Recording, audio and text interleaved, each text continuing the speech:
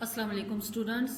आज हम इस वीडियो में एक्सरसाइज 1.1 का क्वेश्चन नंबर 5, 6 और 7 करेंगे। ठीक है, क्वेश्चन नंबर 4 तक पिछली वीडियोस में सारे कंप्लीट हो चुके हैं, सारे पार्ट्स। ठीक है, अब इस वीडियो में इंशाल्लाह हम 5, 6 और 7 करेंगे। ठीक है, अच्छा जी, आ जाते हैं अपने क्वेश्चन की तरफ। क्वेश्चन नंबर 5 जो है वो क्या कहता है कि the equation y+13 into y plus a has no linear term, find value of a. ठीक है, यहाँ पर आपके पास आपने सबसे पहले क्वेश्चन को बड़े गौर से पढ़ना है। ठीक है, कि क्वेश्चन कह क्या रहा है। ठीक है, एक तो क्वेश्चन कहता है कि the equation y+13 into y plus a, इसको सबसे पहले हमने, ये तो इक्वेशन है ही नहीं क्योंकि इक्वेशन जो है वो क्या कहते हैं कि इज इक्वल टू 0 होता है ना। या फॉर एग्जांपल क्वाड्रेटिक इक्वेशन की अगर हम बात करें तो आपके पास इक्वलिटी ज़ाहिर होती है इक्वेशन में, जबकि यहाँ पर इन्होंने नहीं दी।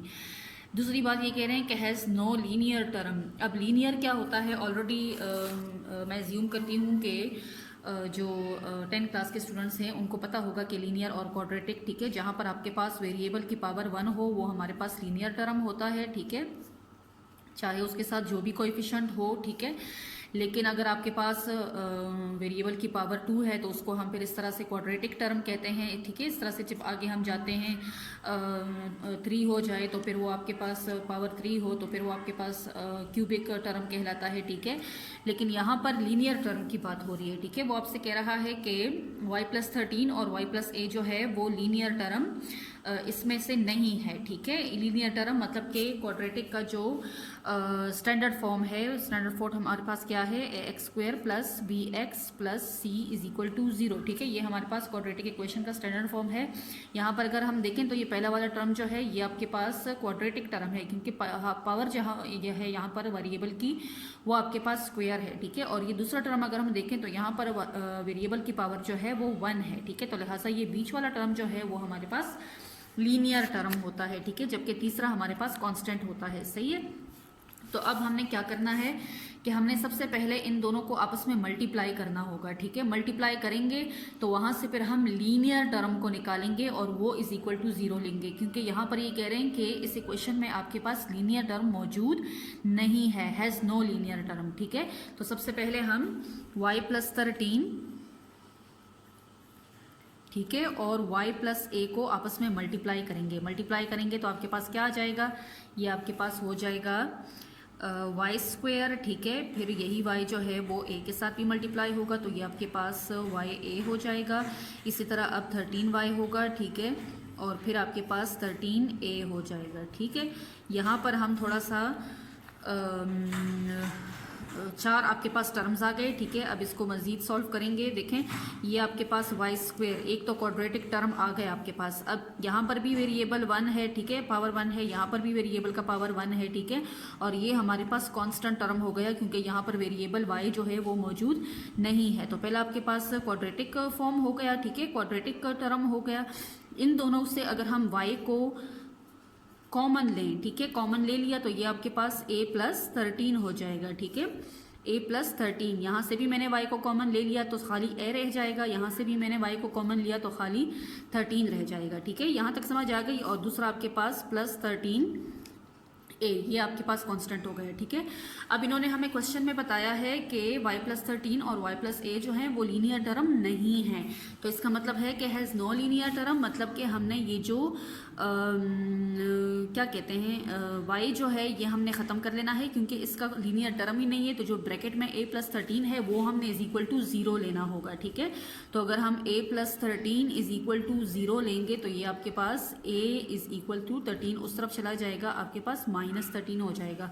लिहाजा a की वैल्यू आपके पास -13 हो गई। ये आपका आंसर हुआ। बहुत आसान क्वेश्चन है, आपने खाली क्या करना है, उन्होंने आपको एक छोटा सा हिंट दिया है। ठीक है, कि ये जो इक्वेशन है आपके पास y+13 इंटू वाई प्लस ए, ये लीनियर टर्म नहीं है। ठीक है, तो इसका मतलब है कि जो लीनियर टर्म होगा वो हमने ख़त्म कर लेना है, वहाँ से लीनियर टर्म का जो कोएफिशिएंट होगा उसको इज इक्वल टू 0 लेना होगा। ठीक है, उसको इज इक्वल टू 0 ले लिया। क्यों इज इक्वल टू 0 लिया, क्योंकि हमारे पास a की हमने वैल्यू निकालनी है। ठीक है, a की वैल्यू निकाली हमने तो ये आपके पास a+13 इज इक्वल टू 0, 13 जब उस तरफ जाएगा आपके पास -13 हो जाएगा। ठीक है, सारा ट्रिक इसी लीनियर टर्म वाले में है। लीनियर टर्म में सारा आपके पास ट्रिक मौजूद है, ठीक है। हमने लीनियर टर्म वाले को वेरिएबल का जो कोएफिशिएंट होगा उसको लेना है और इज इक्वल टू 0 कर लेना है। तो इस तरह से आपके पास a इज इक्वल टू -13 हो जाएगा। ओके स्टूडेंट्स, अब नेक्स्ट क्वेश्चन की तरफ आते हैं। क्वेश्चन नंबर 6 है आपका। The equation ax² + 5x is equal to 3 has x is equal to 1 as a solution, what is the other solution. अच्छा, यहाँ पर आपके पास आपको इक्वेशन दिया गया है और इक्वेशन में आपको एक सॉल्यूशन गिवन है, दूसरा सॉल्यूशन आपने खुद फाइंड आउट करना है। वो कहते हैं कि एक solution x is equal to 1 है, दूसरा आपने खुद फाइंड आउट करना है। तो देखें, सबसे पहले हम इक्वेशन लिख लें। ये आपके पास हो जाएगा ax² + 5x is equal to 3, ठीक है। ax² + 5x is equal to 3। एक इन्होंने सॉल्यूशन गिवन है, वो है 1, ठीक है। जाहिर है हमारे पास हर एक क्वेश्चन में हमने हमेशा अपनी जितने भी हमने मेथड्स से किए उनमें सबसे हमारे पास दो आंसर आते थे, ठीक है, दो रूट्स आते थे। तो यहाँ पर एक रूट इन्होंने दिया है, एक सॉल्यूशन जो है वो दिया गया है, दूसरा वाला हमने फाइंड आउट करना है।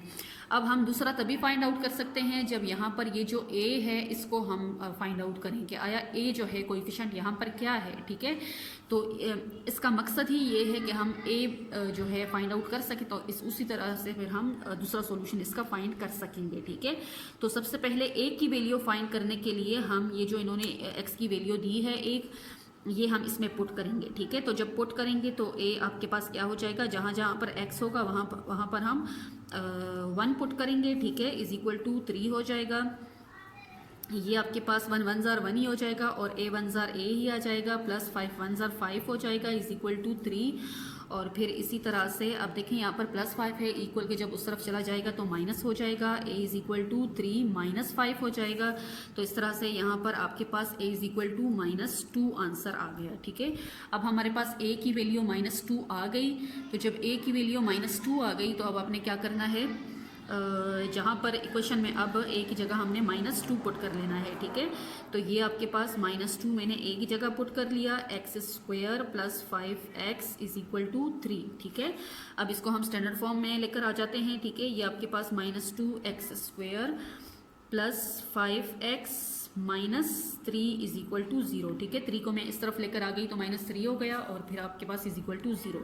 अब ये आपके पास स्टैंडर्ड फॉर्म में एक क्वाड्रेटिक इक्वेशन मौजूद है। इसको अब आपकी मर्जी, आप फैक्टराइजेशन मेथड से इसको सॉल्व करते हैं, कंप्लीटिंग स्क्वायर से सॉल्व करते हैं, या क्वाड्रेटिक इक्वेशन फार्मूले से सॉल्व करते हैं। मैं यहाँ पर इसको क्वाड्रेटिक फार्मूले से सॉल्व कर रही हूँ। क्या है आपके पास, -b + (√b²- 4ac divided by 2a, ठीक है। तो यहाँ पर मेरा a जो है वो -2 हो गया, b जो है वो आपके पास 5 हो जाएगा और c जो है वो आपके पास -3 हो जाएगा, ठीक है। तो इस तरह से आपके पास -5 हो जाएगा, जहाँ पर है फार्मूले में मैं वहाँ पर पुट कर रही हूँ। ये आपके पास 5 5 जार -4, a आपके पास -2 है और c जो है वो -3 हो गया, ठीक है, डिवाइडिंग बाय 2 × a आपके पास -2, ठीक है स्टूडेंट्स।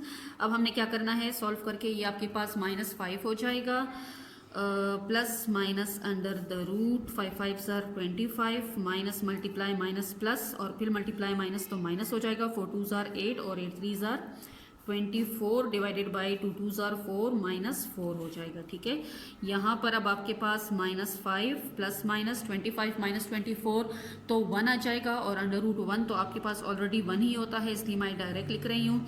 इस तरह से आपके पास x की 2 वैल्यूज़ आ रही हैं, एक आपके पास -5 + 1 डिवाइडेड बाई -4 है और दूसरा आपके पास -5 - 1 डिवाइडेड बाई -4 है। तो इस तरह से x की वैल्यू आपके पास -5 + 1 तो -4 डिवाइडेड बाई -4 और दूसरा -5 - 1 -6 डिवाइडेड बाई -4, ठीक है। तो इस तरह से x is equal to -4 divided by -4 1 आ जाएगा और दूसरा आपके पास -6 डिवाइडेड बाई -4 आपके पास 3/2 आ जाएगा, ठीक है। माइनस माइनस की कटिंग हो जाएगी तो 2 3 जार 6 और 2 2 जार 4। इस तरह से आपके पास 2 वैल्यूज़ आ गई x की, एक आपके पास 1 है और दूसरा आपके पास 3/2 है। तो देखें इन्होंने ऑलरेडी हमें क्वेश्चन में दिया था कि x की जो है एक वैल्यू 1 है, दूसरी आप फाइंड आउट करें, ठीक है। तो 1 के थ्रू हमने पहले a की वैल्यू निकाल ली, ठीक है, जो हमारे पास -2 आ गई। ठीक है। जहाँ जहाँ पर x था वहाँ पर हमने 1 पुटिंग किया तो a की हमारी वैल्यू आ गई -2, ठीक है। और फिर उसी a को हमने दोबारा से इक्वेशन में पुट किया जहाँ पर a था, ठीक है। तो इस तरह से हमारे पास स्टैंडर्ड फॉर्म आ गया और फिर उसी स्टैंडर्ड फॉर्म को हमने क्वाड्रेटिक फार्मूला के थ्रू सॉल्व किया। तो हमारे पास देखें, एक तो ये प्रूव हो गया कि हाँ भाई सोल्यूशन जो है वो एक 1 है, और जो इन्होंने हमसे दूसरा मांगा था वो हमारे पास 3/2 हो गया, ठीक है स्टूडेंट्स। ये आपके पास क्वेश्चन नंबर 6 का सॉल्यूशन हो गया, ठीक है। अब है क्वेश्चन नंबर 7। क्वेश्चन नंबर 7 अब क्या कहता है कि what is the positive difference of the roots of x² - 7x - 9 = 0, ठीक है। कहते हैं कि आपके पास जब रूट्स आ जाए, मतलब कि जो सॉल्यूशंस हैं x के वो आ जाए, किसी भी मेथड से आप इस क्वेश्चन को सॉल्व करो तो फिर उनका डिफरेंस निकालो, मतलब कि आपने उनको माइनस कर देना है दोनों सॉल्यूशंस को, दोनों आंसर्स को, ठीक है। तो वहाँ से जो आंसर आएगा वो इस क्वेश्चन का आंसर होगा, ठीक है। या आपसे positive difference of the roots मांग रहे हैं, मतलब कि जब आप इस इक्वेशन को किसी भी मेथड से सॉल्व करोगे, एक्स की आपके पास 2 वैल्यूज़ आएंगी, उन दोनों वैल्यूज़ को आपने क्या करना है, डिफरेंस निकालना है, मतलब कि उनको माइनस कर लेना है। तो माइनस करने से जो आंसर आएगा वो आपका आंसर होगा। तो चलिए स्टूडेंट्स इसको सॉल्व करने की कोशिश करते हैं। इक्वेशन आपका क्या है, x² - 7x - 9 = 0, ठीक है। यहाँ पर अब आपके पास सबसे पहले हमने इसको वही, ठीक है, क्वाड्रेटिक फार्मूले को के थ्रू इसको सॉल्व करने की कोशिश करते हैं। क्वाड्रेटिक फार्मूला आपके पास x = -b + -b² - 4ac / 2a हो जाएगा, ठीक है। अब देखें a मेरा क्या है, 1 हो गया, b मेरे पास -7 हो गया और c मेरा -9 हो गया, ठीक है। तो जहाँ पर अब a b c है वहाँ पर इनकी पुटिंग कर लेते हैं। x = -7 हो जाएगा ± √b² - 7² -4, a मेरा क्या है 1 है और c मेरा -9 हो जाएगा, ठीक है, / 2 × 1। यहाँ से अब आपके पास x = अब देखिए माइनस मल्टीप्लाई माइनस तो +7 हो जाएगा ± √7 7 = 49 और माइनस इंटू माइनस प्लस हो जाएगा। तो 49 माइनस मल्टीप्लाई माइनस ये प्लस हो गया, 4 1 = 4 और 4 9 = 36 आता है आपके पास, ठीक है, / 2 1 = 2 हो जाएगा, ठीक है। अब 7 ± 49 + 36 आपके पास 85 आ जाएगा √, / 2, ठीक है स्टूडेंट्स। तो अब देखिए इस तरह से अब आपके पास अब ये √85 आगे सॉल्व नहीं हो सकता, ठीक है, क्योंकि 85 जो है वो परफेक्ट स्क्वायर नहीं है, ठीक है। ये आपके पास इस तरह से 2 रूट्स आ जाएंगे, एक आपके पास आएगा 7 + √85 / 2 और दूसरा आपके पास आ जाएगा 7 - √85 / 2, ठीक है स्टूडेंट्स। यहाँ तक आपके पास 2 सॉल्यूशंस आ गए, ठीक है। अब वो आपसे पॉजिटिव डिफरेंस मांग रहे हैं, तो इस तरह से हमने इन दोनों को माइनस करना होगा, ठीक है। जब दोनों को माइनस करेंगे तो ये आपके पास 7 + √85 / 2 माइनस इंटू माइनस, ठीक है। मैं इस वाले को ब्रैकेट में लिख लेती हूँ ताकि आपको समझ आ जाए कि हमने इसको माइनस करना है, ठीक है। तो अब ये देखें माइनस अंडर मल्टीप्लाई हो जाएगा, तो ये आपके पास आ जाएगा 7 + √85 / 2 माइनस मल्टीप्लाई प्लस -7 और माइनस मल्टीप्लाई माइनस प्लस √85 / 2 हो जाएगा, ठीक है। अच्छा जी, अब इन्होंने क्या करना है, ये देखें अब 7 + 7 और -7 की कटिंग हो जाएगी, ठीक है, ठीक है ना स्टूडेंट्स। देखें इस तरह आप इसको इस तरह से भी करें, मैं डायरेक्ट कर रही हूँ, ठीक है, क्योंकि ये 2 जो है वो डिनोमिनेटर इसके नीचे भी है, इसके नीचे भी है, यहाँ पर इसके नीचे भी है, इसके नीचे भी है, क्योंकि ऊपर न्यूमिनेटर में आपके पास 2 टर्म्स हैं और नीचे डिनोमिनेटर में खाली 2, मतलब एक टर्म है आपका। तो एक टर्म जाहिर है 7 के नीचे भी होता है, √85 के नीचे भी होता है, मतलब कि आप इसको इस तरह से भी कर सकते हैं। देखें 7 / √2 प्लस √85 / 2 और दूसरा आपके पास -7 / √2 प्लस √85 / 2, ठीक है स्टूडेंट। देखिए 7 / √2 और -7 / √2, जाहिर है एक के साथ पॉजिटिव साइन है, दूसरे के साथ माइनस, तो दोनों की कटिंग हो जाएगी। ये आपके पास प्लस √25 और प्लस √20, इन दोनों का अगर हम LCM ले लें तो ये आपके पास 2 / 2 अंडर द रूट 85 हो जाएगा और प्लस अंडर द रूट 85 हो जाएगा। ठीक है, ये आपके पास अंडर रूट 85 डिवाइडेड बाई 2 है और दूसरा अंडर द रूट 85 बाई 2। तो जब दो फ्रैक्शन आपस में ऐड होते हैं तो उसका हम एलसीएम ले लेते हैं। एलसीएम मैंने 2 ले लिया क्योंकि दोनों के नीचे सेम डिनोमिनेटर है, तो 2 जब मैंने लिया तो 2 divided by 2 1 and 1 under root 85 are 85। इसी तरह 2 डिवाइडेड बाई 2 1 और 1 मल्टीप्लाई बाई अंडर रूट 85, तो वही अंडर रूट 85 ही आएगा। मज़ीद इसको सॉल्व करेंगे तो दोनों जाहिर है इधर कोएफिशिएंट दोनों के साथ 1 है तो दोनों आपके पास 1 + 1 2 under the root 85 divided by 2 हो जाएगा। अब ये 2 और इस 2 की कटिंग हो जाएगी, आपके पास पॉजिटिव डिफरेंस क्या आ गया, अंडर द रूट 85, जो कि आपका आंसर है। ठीक है स्टूडेंट्स, होप आपको समझ आ गई होगी तीनों क्वेश्चंस की। ठीक है, तो इस वीडियो में खैर से हमने एक्सरसाइज 1.1 जो है उसका सारे क्वेश्चंस हमने कर लिए। इंशाल्लाह नेक्स्ट वीडियो में हम 1.2 स्टार्ट करेंगे। ठीक है स्टूडेंट्स, 1.2। तो काइंडली चैनल को आगे शेयर करें, लाइक करें, सब्सक्राइब करें और जहाँ पर आपको समझ ना आए तो आप कमेंट में ज़रूर पूछिएगा, मैं इंशाल्लाह ताला आपको जवाब दूंगी। ठीक है, ओके स्टूडेंट्स, अल्लाह हाफिज़।